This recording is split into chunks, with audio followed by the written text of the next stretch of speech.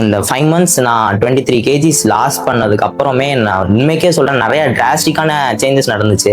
2 வருஷத்துக்கு முன்னாடி 23 கிலோ நீ வந்து லாஸ் பண்ணல. அந்த 23 கிலோ லாஸ் பண்ணும்போது எவ்வளவு வெயிட் இருந்த? அப்போ உன்னோட ஏஜ் என்ன? நான் வந்து வெயிட் லாஸ் ஜேர்னி வந்து என்னோட 16th ஏஜ்ல தான் நான் வந்து ஸ்டார்ட் பண்ணேன். நான் வந்து அப்போ 11th ஸ்டாண்டர்ட் படிச்சுட்டு இருந்தேன்.